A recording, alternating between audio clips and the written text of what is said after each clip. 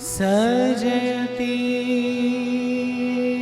हरिवंश चंद्र नामोच्चार वर्धित सदा सुबुद्धि रसिक अनन्य प्रधान सतु साधु मंडली मंडनो जयते सदा गायं गायं मधुरतर श्री राधा प्रिय यश सदा सांद्रानंद नवरस श्री राधा रति कथा सदा स्थायं स्थायं नवनिभृत श्री राधा रति बले सदा ध्यायं ध्यायं विवश्रुति श्री राधा पद सुधा श्री राधा वल्लभो जयते श्री हित हरिवंश चंद्रो जयते श्री वृंदावनो विजयते सर्वभक्त चरण कमलेभ्यो विजयते तरा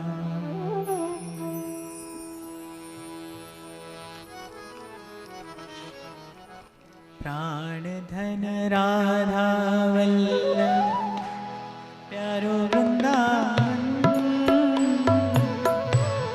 युगल प्रेम धन प्रिय सखी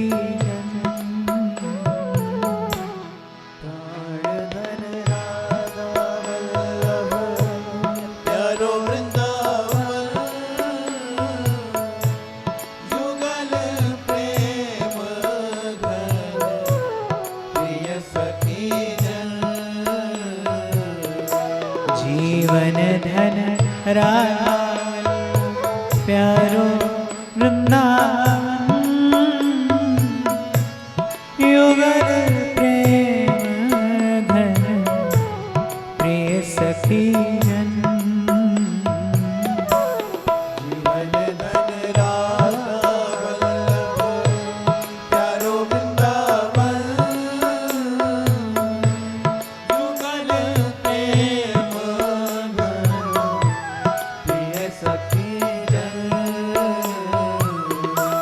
प्राण धन राधा वल्लभ प्यारो वृंदावन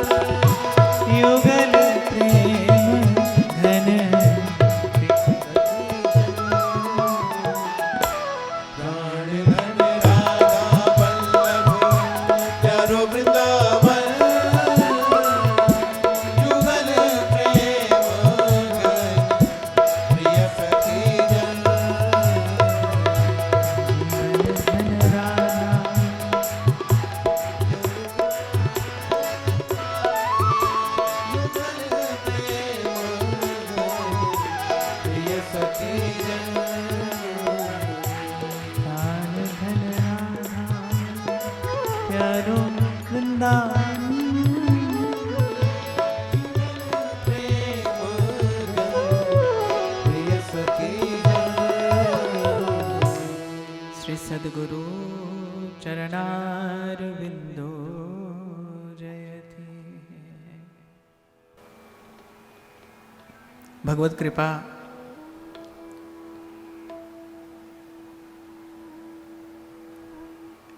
एवं गुरुजनों के अनुग्रह से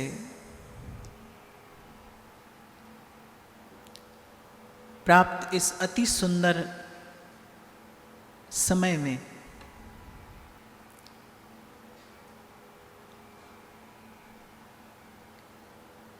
ये बेला, ये घड़ी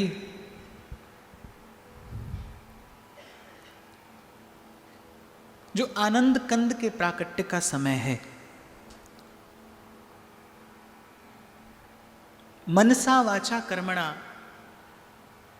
शुद्ध होने का, निर्मल होने का समय। संतों के मुख से श्रवण किया है कि जब प्रभु का प्राकट्य होता है तो जैसे बड़े लंबे काल के बाद, दीर्घ काल के बाद जब पति लौट कर आता है और एक पतिव्रता स्त्री अपना श्रृंगार करती है, बिल्कुल ठीक उसी प्रकार इस वसुंधरा का जो सौभाग्य है उसके मिलन का समय है। पृथ्वी अपना श्रृंगार करती है, प्रकृति अपना श्रृंगार करती है, जीव मात्र, प्राणी मात्र, चाहे वो अपने स्वरूप से परिचित है या नहीं, पर प्रभु के प्राकट्य के इस क्षण में आनंद को प्राप्त करता ही है।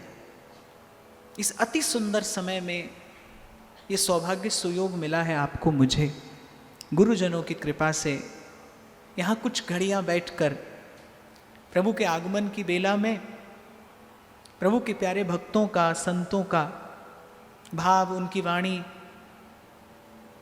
आप और मैं यहाँ पर बैठकर गाएंगे, ध्याएंगे, चर्चा करेंगे, चिंतन करेंगे। अभी जब आ रहा था तो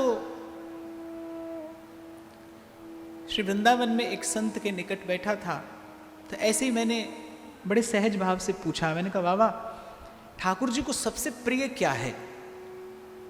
क्योंकि प्राकट्य की बेला है, कोई उपहार तो आपकी मेरी ओर से प्रभु को दिया ही जाना चाहिए। श्रीमद् भागवत कहती है, रसिक संतों की वाणियां कहती हैं कि जैसे ही गोपांगनाओं के कान में स्वर पड़ा कि यशोदा के लाला हुआ है, जो हाथ में आया, जो घर में था, वो सब लेकर और आशीष के पद गाती हुई सब गोपांगनाएं नंद बाबा के आंगन में पहुंचती हैं। तो मुझे यहां आना था उत्सव के लिए, तो मैंने पूछा, मैंने कहा बाबा श्री ठाकुर जी को सबसे प्रिय क्या है, वही लेके जाना चाहिए। तो बड़ी अच्छी बात उन्होंने कही, बोले श्री ठाकुर जी को सबसे प्रिय है उनके भक्त का चरित्र। श्री ध्रुवदास जी भी यही बात कहते हैं, हरि को निज जस ते अधिक भक्तन जस पर प्यार। श्री ठाकुर जी के सन्मुख बैठकर कोई उनके भक्त की बात करे, कोई उनके भक्त की भाव भावना को उनको स्मरण करा दे, तो ये उन्हें सबसे अधिक प्रिय है। तो बात बड़ी प्रिय लगी। मैं विचार कर रहा था कि जन्माष्टमी का उत्सव है, क्या चर्चा होनी चाहिए, और इस बार मेरा मन बिल्कुल खाली था, मेरे मन में न कोई भाव था, न कोई चिंतन, न कोई विचार। या ऐसा भी कह देना चाहिए, अगर मैं ईमानदारी से कहूँ तो इतनी व्यस्तता थी कि मुझे विचार करने का समय ही नहीं था कि किस बात पर चर्चा अब की बार होनी चाहिए। संत ने मेरा काम सुगम कर दिया। उन्होंने कहा कि भाई श्री कृष्ण को तो सबसे प्रिय है भक्त का चरित्र, और श्री ध्रुवदास जी की कही वो पंक्ति मुझे गाकर सुना दी कि हरि को निज जस ते अधिक भक्तन जस पर प्यार। बाबा बोले कि अगर श्री ठाकुर जी के मुख पर मुस्कान आती है तो भक्त की बात सुनकर आती है, भक्ति की बात सुनकर आती है, और भक्त और भक्ति की चर्चा हो तो भगवान की चर्चा सहज में हो ही जाती है। गोस्वामी जी भी कहते हैं, अंतर्यामी गर्भगत और संत सुंदरी माही, तुलसी पूजे एक के दो पूजे जाही। और आप और मैं तो पहले दिन से इसी भाव को लेकर चलते आए हैं, यहां तक पहुंचे हैं कि कभी भी प्रभु दृष्टि में आते हैं, प्रभु अनुभव में आते हैं, तो उसके लिए एक ही युक्ति है और वो है निर्मल मन। और बात अगर निर्मल मन की हो तो निर्मल मन के लिए न कोई साधन है, न कोई साधना है, न कोई उपासना है और न कोई रीत है। निर्मल मन हो जाए इसके लिए तो एक ही युक्ति है। श्रीमद् भागवत कहती है, बिना महत पाद रजोभिषेकम, संतों की चरण धूलि में स्नान किए बिना मन निर्मल नहीं होता। श्री ध्रुवदास जी कहते हैं, सबते ऊंचो प्रेम फल कैसे पई हो ताई, शीस धरे जब चरण तर तब पहुंचे करमाई। जिनके हिये बसत रहे श्री राधा वल्लभ लाल, तिनकी पदरज धोए ध्रुव, तिनकी पदरज धोए ध्रुव, पीवत रहो सबका बड़े हरि के जना, बड़े हरि के जना। सूत्र है ये। अगर कोई पूछे भगवत प्राप्ति का उपाय क्या है, तो भगवत प्राप्ति का उपाय है निर्मल मन। और निर्मल मन की प्राप्ति हो जाए, मन निर्मल हो जाए, इसकी युक्ति क्या है, इसका साधन क्या है, क्या विधि है इसकी? तो न कोई साधन है, न कोई युक्ति है, न कोई विधि है। तेरी शरण सतगुरु मेरे पूरे। मैं तो कई बार एकांत में बैठा विचार करता हूं कि प्रभु ने सब कुछ दिया है, जीव को देते हैं, सब कुछ दिया है, सब कुछ देते हैं। और संतों के मुख से मैंने सुना है कि जो प्रभु की आराधना करते हैं उन्हें श्याम सुंदर कोटि कोटि वरदान देते हैं और अपना पीछा छुड़ा लेते हैं, लेकिन अपने चरण कमलों की अनन्या प्रेम लक्षणा भक्ति वो किसी को प्रदान नहीं करते। इस भंडार पर तो प्रभु ने ताला लगा कर रखा है और चाबी संतों के पास में है, चाबी संतों के पास में है। इस मार्ग पर पैर भी पड़ता है तो संत की बात सुनकर पड़ता है। इस मार्ग पर दो पग आगे भी कोई बढ़ता है तो संत की बात सुनकर ही बढ़ता है। इस मार्ग पर चलता चलता जब कोई मार्ग भूल जाता है तो वो वापस मार्ग पर भी संत की बात सुनकर आता है। ठोकर भी लगती है तो भी संत की बात संभालती है। और पहुंच जाने के बाद जब वो अनुभव करता है तो भी अनुभव में एक ही बात आती है कि यही बात संतों के मुख से सुनी थी, जो देखा वही पाया। आरंभ से लेकर अंत तक भजन के मार्ग पर यदि कुछ प्रमाण है तो वो संतों के मुख से निकले शब्द हैं, वो संतों की वाणी है। और मैंने कहा ना, यहाँ भूलना भटकना भी बड़ा स्वाभाविक है, ये आपके मेरे स्वभाव में है।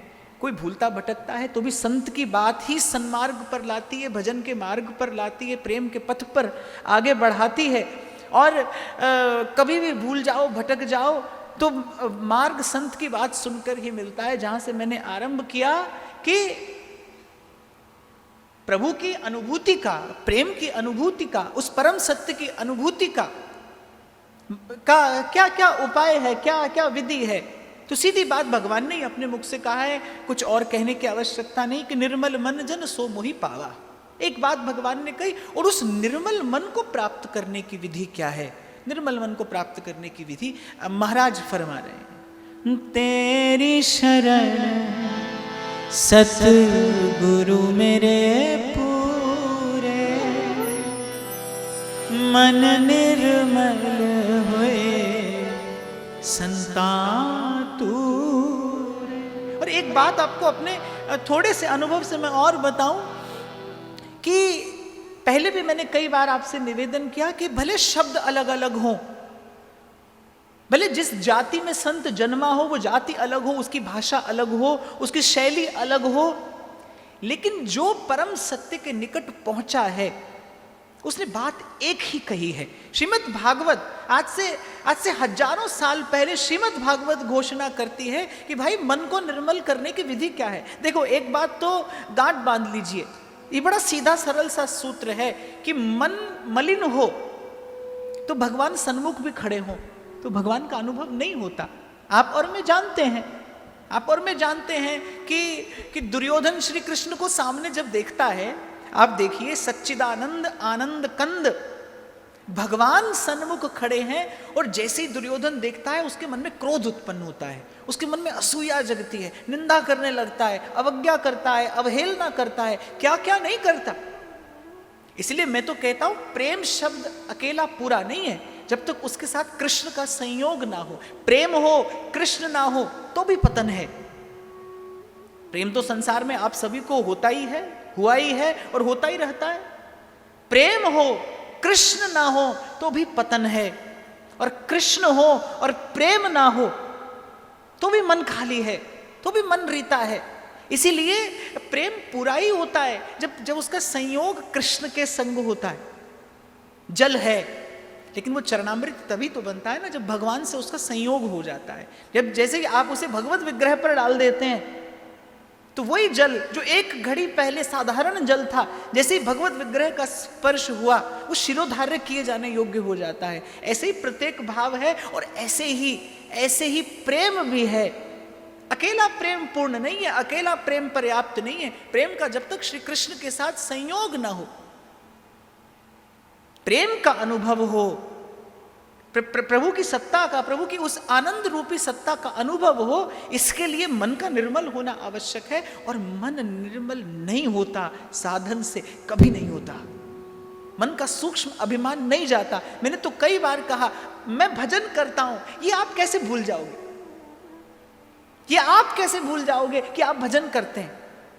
खूब याद रहता है बाप, बरसों पहले ठाकुर जी को कोई वस्तु निवेदन की हो, बरसों बाद तक स्मरण रहती है वो वस्तु कि मेरी ओर से ये वस्तु निवेदन की गई थी।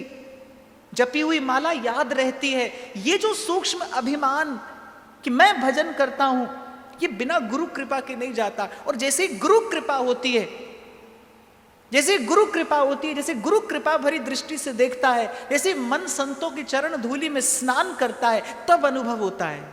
तुद पावे ता नाम जपावे, सुख तेरा दिता दे।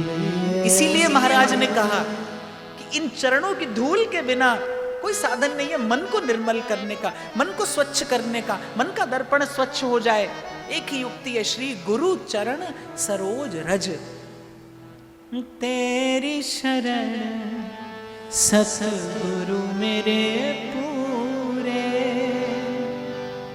मन निर्मल हुए संता तूरे, मन निर्मल हुए संता तूरे। और मैं तो भाई आज सुबह से यही गा रहा हूं और यही गुनगुनाता यहां तक आया हूं। क्षमा करना, मुझे आने में थोड़ी देर हो गई, पर मेरी गलती नहीं है। मैं तो समय से भी बहुत पहले चला था, बहुत ट्रैफिक था रास्ते में, सो आने में थोड़ा विलंब हो गया मुझे। पर मैं सुबह से आज केवल यही गुनगुना रहा था, क्योंकि मैंने कहा इस बार ना मेरे मन में कोई भाव था, ना मेरे मन में कोई चिंतन था, ना मेरे मन में कोई विचार था, ना मैंने कोई विषय ही सोचा था कि किस बात पर चर्चा करूंगा, किस बात का चिंतन करेंगे आप और मैं मिलकर। आज सुबह से बस यही रट रही थी मेरी जिह्वा, कर कृपा तेरे गुण गावा, कर कृपा तेरे गुण गावा। और मुझे लगता है 4 दिन भक्त भगवान का गुणानुवाद आपको मुझे करना है, तो संत की वाणी का आधार लेकर प्रभु से कृपा की याचना करते हुए ही हम आगे बढ़ते हैं। प्रेम से सब मेरे संग में कहिएगा।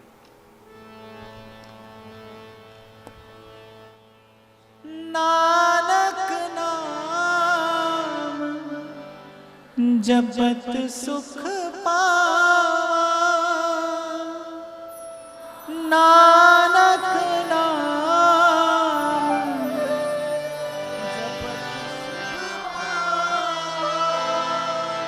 नानक नाम जपत सुख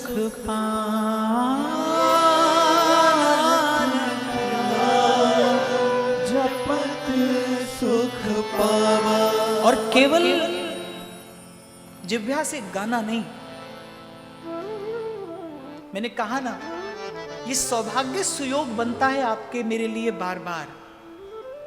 ये आपके और मेरे गुरुजनों की कृपा का प्रतिफल है, जो ऐसे ऐसे विकराल समय में मैं आ रहा था तो अभी यही विचार कर रहा था। मैं घर से चला, मुझे यहाँ जहां 10 मिनट का समय लगना चाहिए था, मुझे 40 मिनट लगे यहां तक आने में। लेकिन उस भीड़ भाड़ में भी मन में एक सुख था। क्यों? क्योंकि मुझे मालूम था कि सत्संग में जा रहा हूं, इस बात का सुख था मन में। और मैं जब बाहर दृष्टि डाल रहा था तो मैं देख रहा था कि कितनी पीड़ा है संसार में। कहां जीव विश्राम पाता होगा। जीव की दशा देखकर मन विचार करता है कि कहां जीव सुख पाता होगा। और प्रभु की कृपा मनाते हुए आ रहा था कि प्रभु मैं भी कहीं इसी भीड़ का हिस्सा होकर और यहां वहां दौड़ता भागता रहता, अगर आपने हाथ न पकड़ा होता। जे तू ना फड़दा साडी बाह असां रुल जाना सी, हो सानू किते न मिलदी था असां रुल जाना सी। इसलिए मैं तो कहूंगा बाप, पल पल कृपा मनाइए प्रभु की। आपके मेरे लिए ऐसा सुंदर स्थान, ऐसा सुंदर समय, ऐसा सुंदर सुयोग, ये आपके मेरे गुरुजनों की कृपा का फल है। ये उनके शुभ संकल्प हैं जो इस रूप में फलीभूत हो रहे हैं। मैं तो बहुत धन्यवाद करता हुआ आ रहा था आज, और बस यही भाव मन में था, जे तू ना फड़दा साडी बाह असां रुल जाना सी। और ठीक कह रहा हूं भाई, रुलता है जीव संसार में। ना प्रभु की कृपा दृष्टि हो तो बस रुलता है जीव संसार में, पग पग ठोकर खाता है। पुनरपि जन्मम पुनरपि मरणम।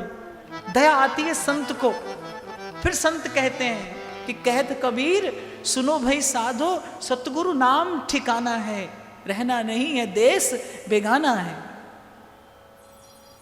ओ सानू किते न मिलदी था असां रुल जाना सी। ओ ना हसदी खिड़दी ए जिंदगानी होनी सी, इस जीवन दी कुछ हो कहानी होनी सी। तुसी लालिया नाल चरना असां रुल जाना सी। ओ सानू किते न मिलदी था असां रुल जाना सी। तू ना फड़दा साडी बाह असां रुल जाना सी। ओ सानू किते न मिलदी था असां रुल जाना सी। तो इसलिए मैंने कहा, इस बात का विचार करके केवल जिह्वा से न कहना, और ऐसा ना समझना कि मुझे कहना है आपको सुनना है। आप और मैं मिलकर बैठकर यहाँ उसका, उसके भक्तों का, उसके प्यारे संतों का गुणगान करने के लिए आए हैं। प्रभु के प्राकट्य की उत्सव की बेला है, और उत्सव में मैं अकेला तो आया नहीं हूं, आप भी आए हैं। उपहार भी मुझे अकेले नहीं देना है, आपको भी देना है। तो बस इसी बात की, इसी भाव की याचना करते हुए, कर कृपा तेरे गुण गावा, कर कृपा तेरे गुण गावा, कर कृपा तेरे गुण गावा, कर कृपा तेरे गुण गावा। नानक नाम जपत सुख पावा, नानक नाम जपत सुख पावा। जपत सुख पावा। नानक नाम जपत सुख पावा। नानक नाम जपत सुख पावा। नानक नाम जपत सुख पावा।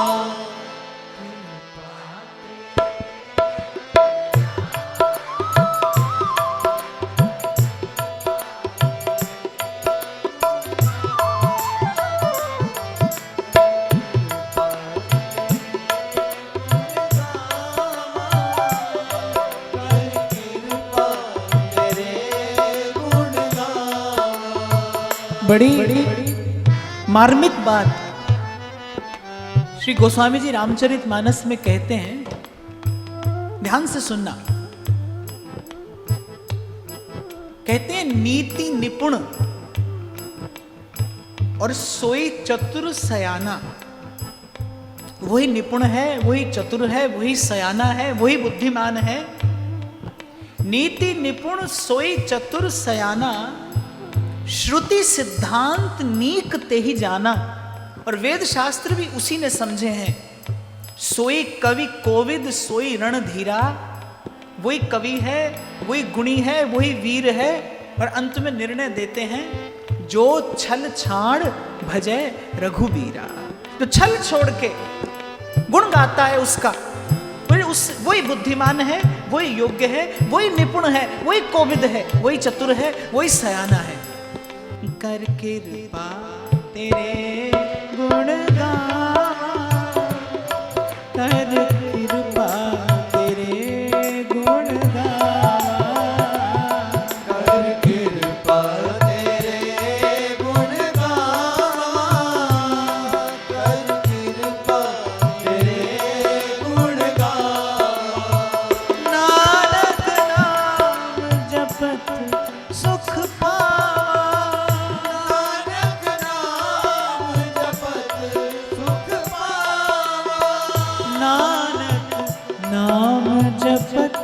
सुख पावा। नानक नाम जपत सुख पावा।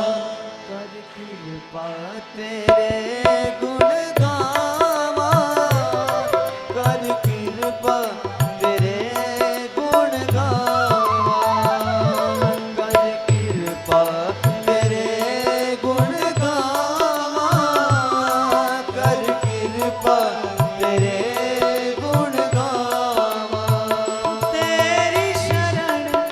सतगुरु मेरे पूरे। तेरी शरण सतगुरु मेरे पूरे। तेरी शरण सतगुरु मेरे पूरे। तेरी शरण सतगुरु मेरे पूरे। मन निर्मल होए संतान दूरे।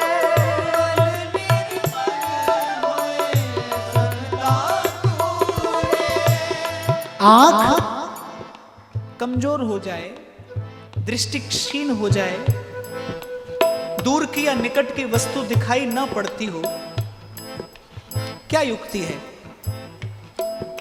चश्मा चढ़ा लिया जाता है ना, और बस वो लगाते ही दृश्य स्पष्ट हो जाता है। आपकी मेरी दृष्टि तो देख देख के संसार क्षीण हो गई है। संत की वाणी का चश्मा चढ़ाते ही स्पष्ट हो जाता है, मार्ग कितना सीधा रास्ता है। निर्मल मन होने से भगवान मिलते हैं।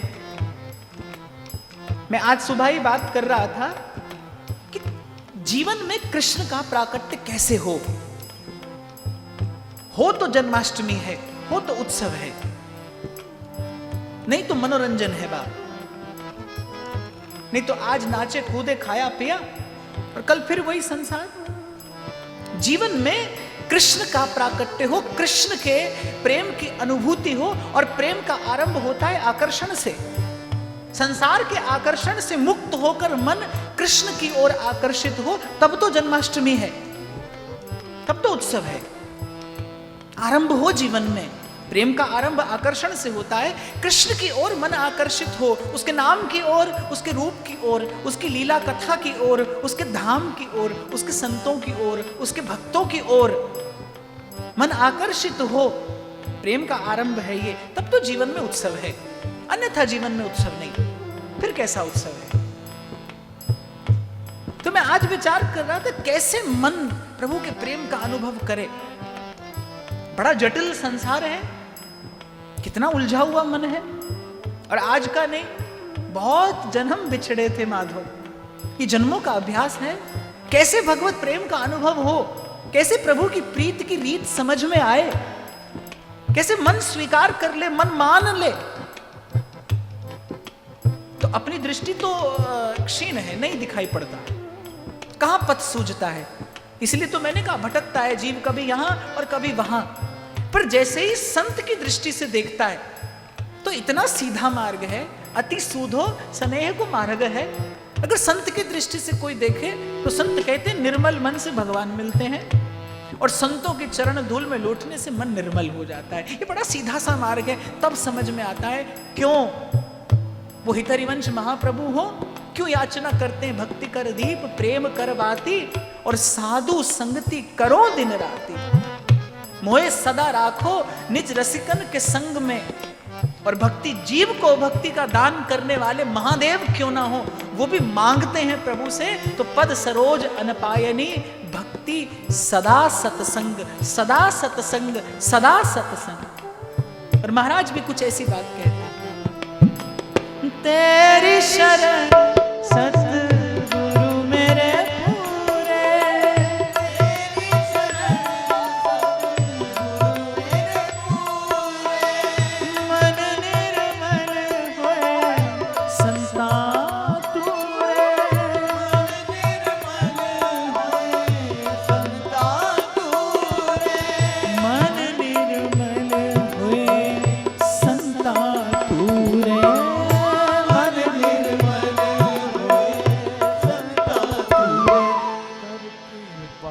तेरे गुण गावा, कर कृपा तेरे गुण गावा, कर कृपा तेरे गुण गावा, कर कृपा तेरे गुण गावा, तेरे गुण गावा, कर कृपा तेरे गुण गावा, कर कृपा तेरे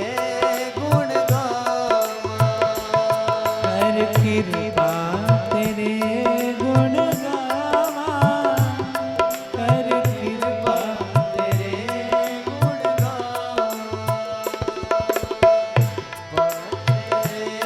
गुण गावा, तेरे गुण गावा, कर कृपा तेरे गुण गावा, कर कृपा तेरे गुण गावा, कर कृपा तेरे गुण गावा, कर कृपा तेरे गुण गावा, कर कृपा तेरे गुण गावा।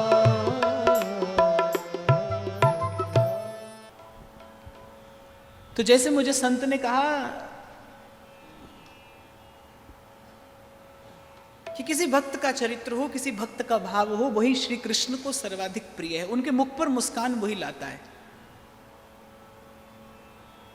और एक संत तो कहते थे कि भक्त भोग लगाता नहीं भगवान को, भक्त तो भगवान का भोग बन जाता है, भगवान भक्त का ही भोग लगाते हैं। प्रेम की एक अवस्था में जब न भक्त रहता है और न भगवान रहते हैं, तो भक्त स्वयं भोग बन जाता है भगवान का।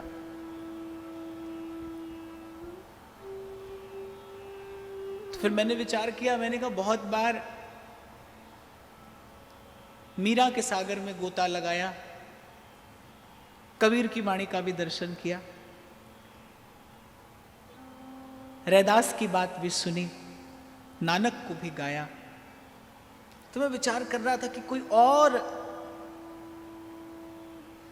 प्रभु का प्यारा भक्त हो जिसकी बात प्रभु को सुनाए और प्रभु को प्रिय लगे। तो ऐसे ही खोजते खोजते एक बड़ा अद्भुत चरित्र मुझे मिला। चरित्र क्या है? प्रेम का एक पंथ है। मैंने कहा ना कि आपको और मुझे पथ नहीं सूझेगा, संत सुझाता है। रास्ता यही है, आपके मेरे निकट है। मैंने सदा कहा है कि जो जहां है वो वहीं से चलना आरंभ कर सकता है, अर्थात रास्ता तो आप ही के निकट है, कहीं सूझता नहीं, पथ सूझता नहीं। संत की चरण रज से जब तक न आंजी जाए दृष्टि, नेत्र न आंजे जाए जब तक मार्ग सूझता नहीं। संत की वाणी रास्ता दिखाती है, पदे पदे आपका पथ प्रशस्त करती चलती है। दक्षिण में श्री कृष्ण के एक परम भक्त हुए बिल्व मंगल। कृष्ण कर्णामृत नामक ग्रंथ की उन्होंने रचना की और श्री चैतन्य महाप्रभु उस ग्रंथ का नित्य पठन कथन गान श्रवण किया करते थे। इतना प्रिय ग्रंथ श्री चैतन्य महाप्रभु को था कि चैतन्य महाप्रभु नित्य उसका श्रवण, उसका गान, उसका आस्वादन किया करते थे। श्री कृष्ण के माधुर्य का ऐसा अद्भुत वर्णन उस ग्रंथ में लीला शुक बिल्व मंगल ने किया। मैंने कहा ना, प्रेम का आरंभ होता है आकर्षण से, चाहे संसार का प्रेम हो या भगवान का प्रेम हो। पहले मन आकर्षित होता है और संतों ने कुछ ऐसा ही तो बार बार गाया है, सुनाया है, जिससे मन भगवान की ओर आकर्षित हो। मन संसार में आकर्षित है क्योंकि संसार का विषय आंख से दिखाई पड़ता है, संसार का विषय आप और मैं अनुभव करते हैं, और आज से नहीं कब से कर रहे हैं, अभ्यास हो गया है इसको देखने का, समझने का। इसलिए भगवान ने कहा संत का संग करिए, दूजी रति मम कथा प्रसंगा। संत के मुख से जब मेरी बात सुनोगे, वही बात पोथी में पढ़िए, वो कहीं और जाती है, और वही बात गुरु के मुख से सुनिए, वो कहीं और जाती है। वही बात किताब में पढ़िए, वो बुद्धि में जाएगी, वही बात गुरु के मुख से सुनिए, वो सीधी हृदय में उतरती है, वो सीधी हृदय में उतरती है। मैंने तो अपने जीवन में ऐसा अनुभव किया है। आप में से अगर किसी ने कभी संगीत सीखा हो तो किसी राग में 7 स्वर ही होते हैं, किसी में 6 होते हैं, किसी में 5 होते हैं। उस राग का आरोह और अवरोह एक पुस्तक में लिखा रहता है, लेकिन पुस्तक में पढ़कर राग के विषय में पूर्ण रूपेण जान कर भी आप गा नहीं सकते जब तक आप गुरु के मुख से एक बार सुन न लें। गुरुमुखी विद्या है संगीत। ऐसे भक्ति भी क्या है कि गुरुमुखी विद्या है। जब तक गुरु के मुख से सुन ना लिया जाए, गुरु के मुख से, संत के मुख से सुनने की बड़ी महिमा है। तभी तो भगवान ने कहा प्रथम भक्ति संतन करी संगा। उससे क्या होगा? दूजी रति मम कथा प्रसंगा। संत जब मेरा गुण गाएंगे, देखो मैं मीरा कहता हूं, वो कुछ और है, और कोई अनन्य कृष्ण प्रेमी मीरा कहेगा, उसकी चेतना कुछ और होगी। मैं कृष्ण कहूंगा, मैं कृष्ण कहूंगा, आपका मन कहीं तक पहुंचेगा, पर मीरा कृष्ण कहती है तो आपका मेरा सबका मन सीधे कृष्ण तक ही पहुंचता है। ये मीरा के शब्दों की महिमा है, संत के मुख से सुनने की महिमा है। इसीलिए भक्ति जो है, ये उपासना जो है, ये गुरुमुखी विद्या है, गुरु के मुख से श्रवण करने की महिमा है। तो संत के मुख से जब सुना जाता है भगवान का गुणानुवाद, संत के मुख से जब भगवत कथा श्रवण की जाती है, एक भागवत जब भागवत कहता है, एक कृष्ण भक्त जब कृष्ण की बात करता है, तो कृष्ण सीधे हृदय में आते हैं। और मैं तो कहता हूं नहीं आए हृदय में। मान लीजिए आपकी मेरी जड़ता बहुत है, आपकी मेरी बुद्धि बहुत जड़ है, आपके मेरे भीतर बहुत प्रमाद है, आपने मैंने खूब संसार का सेवन किया है, कर रहे हैं, पर एक बात निश्चित है, आप अनन्य कृष्ण भक्त के मुख से यदि कृष्ण की कथा सुनेंगे, कृष्ण से प्रेम भले ना हो पर कृष्ण में आकर्षण अवश्य हो जाएगा। ये बात मेरे जीवन का अनुभव है। आपको ना हो प्रेम, मैं नहीं कहता कि सीधे ही कोई प्रेम तक पहुंचता है, क्योंकि प्रेम का घर बड़ी दूर है, चलते चलते कोई पहुंचता है। किसे दी अज बन दिए, किसे दी कल बन। पर एक बात निश्चित है, भक्त के मुख से यदि भगवान की बात सुनने को मिल जाए, इसीलिए ध्रुवदास कहते हैं कि भक्त संग को एक छिन देत भक्ति उपजाए। क्यों बार बार सत्संग की प्रार्थना संत लोग करते हैं भगवान से? क्यों कबीर कहता है जो सुख है सत्संग में सो वैकुंठ न होए? क्योंकि संत के मुख से बार बार प्रभु का जब नाम, यश, उनका गुण, उसका माधुर्य, उसका ऐश्वर्य सुनने को मिलता है, सीधे हृदय तक जाता है। और आप मेरी बात स्मरण रखना, सीधे प्रेम भले ना हो भगवान से, पर आप संत के मुख से भगवान की बात सुनिए, आपको भगवान में आकर्षण अवश्य हो जाएगा। और आकर्षण प्रेम का आरंभ है, आकर्षण से प्रेम आरंभ हो जाता है। और मैं तो कहता हूं भगवान में आकर्षण हो जाए। कृष्ण ये नक्सिक 16 श्रृंगार करके आपके मेरे सन्मुख आकर प्रकट हुए हैं, ये आपकी मेरी दृष्टि का विषय बने हैं। कारण क्या है? मैं तो कहता हूं कृष्ण के प्राकट्य का हेतु ही क्या है? जीव को अपनी ओर आकर्षित करना। इसीलिए कृष्ण पूर्णावतार हैं, इसीलिए कृष्ण पूर्ण पुरुषोत्तम है, इसीलिए कृष्ण लीला पुरुषोत्तम है, इसीलिए कृष्ण माधुर्य विग्रह हैं। अधरम मधुरम वदनम मधुरम नयनम मधुरम हसितम। मैं तो आपसे संसार की भाषा में बात करूंगा। मन संसार की ओर आकर्षित है, मन भगवान की ओर कैसे आकर्षित हो? एक ही तो अवस्था है, संसार का सौंदर्य फीका पड़े तभी तो मन संसार से हटकर भगवान की ओर जाएगा। संसार का सौंदर्य फीका लगे, संसार का जो माधुर्य है वो फीका लगे, संसार नीरस जान पड़े तब तो मन भगवान की ओर जाए। और संसार नीरस जान पड़े, मेरे लिए कह देना बहुत सरल, आपके लिए सुन लेना उससे भी सरल, कि संसार नीरस जान पड़े।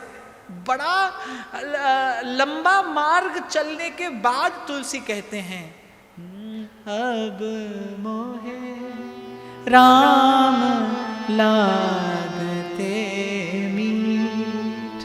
अंत में कहा है ये गोस्वामी जी ने, बड़ा लंबा पथ, बड़ा लंबा मार्ग चलने के बाद फिर गोस्वामी जी कहते हैं हाँ अब मोहे राम लागते मीठे, अब मोहे राम लागते मीठे। तो कृष्ण के प्राकट्य का हेतु क्या है? देखो भगवान के जो और अवतार हैं उसमें श्री कृष्ण को स्वयं भगवान श्रीमद् भागवत कहती है। वो ध्यान से सुनना, श्रीमद् भागवत कह रही है एतैश्चांस कला पुंसः कृष्णस्तु भगवान स्वयं। कृष्ण भगवान है, भक्ति भगवान की होती है और कृष्ण भगवान है। और जब भगवान है तो भाई भगवान दो नहीं होते, भगवान एक ही होता है। तापत्रय विनाशाय श्री कृष्णाय वयम नुमः। कृष्ण पूर्ण अवतार क्यों है? इसीलिए क्योंकि कृष्ण के प्राकट्य का एकमात्र हेतु है उनका श्रृंगार, उनका रूप, उनकी लीला माधुरी, उसको प्रकट करने का एक ही हेतु है भाई, जीव पर दया, जीव पर करुणा। इसलिए कृष्ण करुणा अवतार में है कि संसार के आकर्षण में, संसार के पाश में, संसार के जाल में फंसा जीव उस उलझन से कैसे निकले। ये जो श्री कृष्ण की त्रिभंग ललित मुद्रा है, इसका एक कारण है।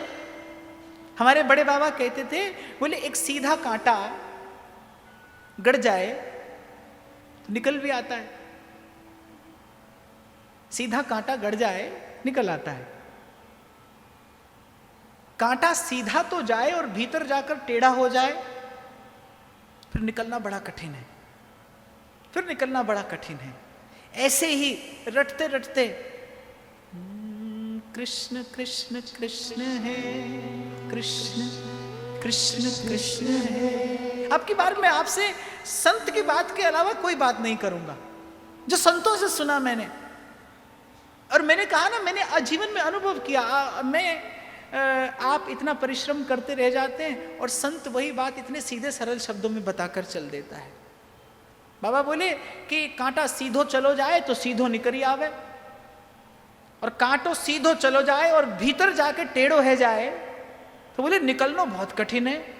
तो बोले ऐसे ही कृष्ण कृष्ण कृष्ण है कृष्ण कृष्ण कृष्ण है कृष्ण है कृष्ण है कृष्ण है। ये जो आप ऐसे ही चलते फिरते गाते रहते हो ना मेरे साथ साथ, ऐसे ही बहुत बहुत बरस तो हो गए भाई आपको मुझे गाते हुए। मन के मधुबन में रास रचाए रसिया,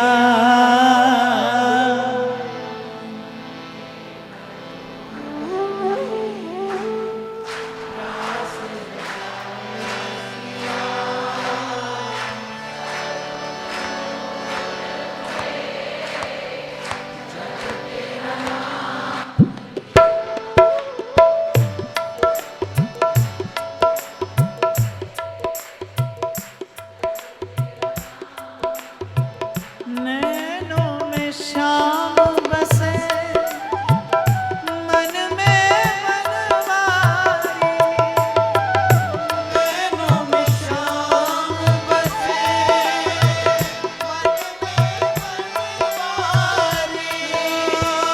नैनों में शाम बसे मन में मनवारी, नैनों में शाम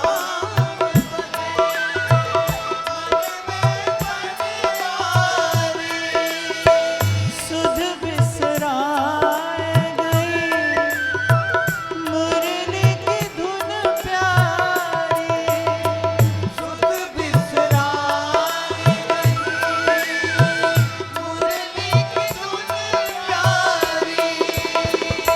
मुरली की धुन प्यारी, मुरली की धुन प्यारी, मन के